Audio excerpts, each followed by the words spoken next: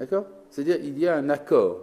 D'ailleurs, la Guémara nous dit qu'il y a eu des conditions qui ont permis, ce qu'on appelle les 3 serments, qui permettent l'établissement de la galoute. Et donc, oui. En quelque sorte, je ne veux pas Oui. transformer ce que vous avez dit, mais est-ce que le sionisme, c'est-à-dire le retour à la sortie d'Égypte de la galoute, c'est ce qui a amené la rencontre d'Amalek? Oui, exactement. C'est exactement ce que dit le rabbi de Satmar. Le rabbi de Satmar a une thèse très intéressante. Il dit on n'avait pas le droit de sortir de la galoute. On a commencé à sortir, vlan. On l'a reçu en plein dans la gueule. D'accord? Donc, en fait, il a tort, pour une raison très simple, c'est que c'était une mitzvah de sortir de la galoute. Mais il a cette intuition qu'il y a un rapport entre la sortie de la galoute et la Shoah. Il faudrait expliquer ce que c'est. Mais là, j'en suis encore à mon schéma de tout à l'heure. Il y a donc être en galoute, et donc on est protégé. Quand on est chez nous, on est protégé aussi. Nous avons notre État, nous avons notre roi, nous avons notre armée. Pour Amalek, qu'ils y viennent. Il va voir ce qu'il va voir. Donc il ne peut rien nous faire. Et la Torah nous dit oui, mais il peut quand on est en chemin. Parce que c'est le moment qui ressemble, du point de vue du malade, à la convalescence. Quand on est en bonne santé, tout va bien. Quand on est malade, tout va bien aussi. C'est quand on est en convalescence qu'il y a des dangers de rechute. Et là, il faut faire attention.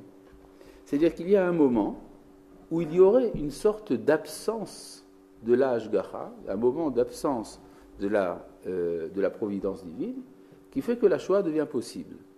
Effectivement, on voit par exemple, lors de la sortie de l'exil de Babylone, quand une partie des captifs étaient revenus à Jérusalem, avaient commencé à reconstruire le temple, mais que le temple n'était pas encore achevé, qu'une grande partie du peuple était restée à Babylone, eh bien c'est à ce moment-là que Haman a tenté la Shoah.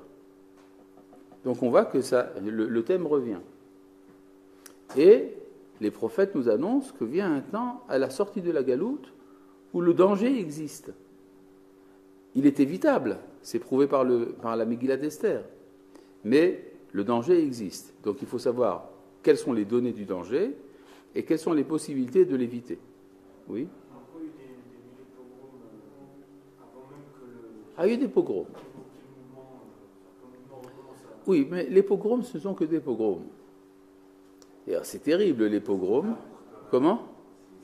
C'est des meurtres, c'est des assassinats, des massacres, c'est terrible. Oui, c'est pas n'importe quoi. Non, je veux dire qu'ils n'ont pas essayé de se sauver.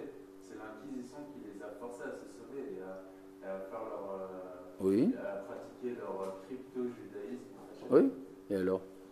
C'est l'Inquisition en quelque sorte. C'est pas, ils ont pas, je veux dire qu'ils ne voulaient pas se sauver ils avaient une situation qui était plutôt agréable en Espagne.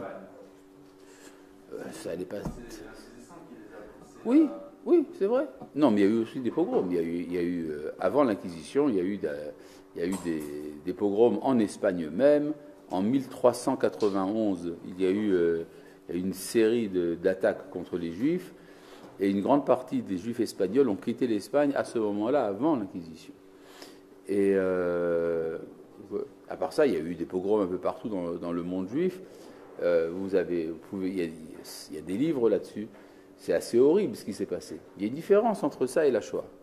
C'est-à-dire que la Shoah, c'est l'impossibilité de la galoute. C'est-à-dire, si vous y êtes, on vous massacre. Jamais ça a été comme ça. D'accord? Il y a eu aussi une décision des Allemands, des Européens, d'en finir avec le peuple juif. Ils ont appelé ça d'ailleurs la solution finale. Et il était donc une question d'en finir avec le peuple juif. C'est quelque chose qui est tout à fait extérieur à la possibilité de la galoute. Tu veux dire quelque chose? Toi, au fond? Non? D'accord. Oui? Et comment ça se fait? On a dit que les Juifs en Israël ont été protégés.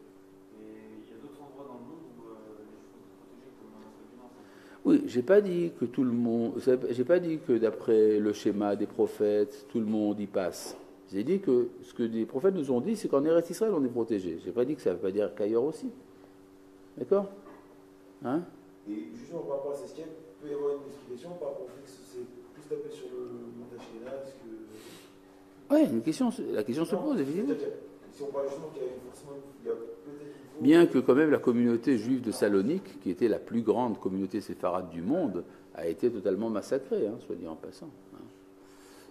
C'est quand même important. Mais il faut aussi se rappeler une chose très importante, c'est qu'à l'époque de la Shoah, la plus grande partie du peuple juif était ashkénaze. 90% du peuple juif était ashkénaze. 10% seulement étaient séfarades. C'est-à-dire que déjà, dans les proportions, ce n'est pas la même chose. Mais c'est vrai que la question se pose. Pourquoi ça s'est attaqué à l'Europe plus qu'aux Juifs d'Orient? D'accord ?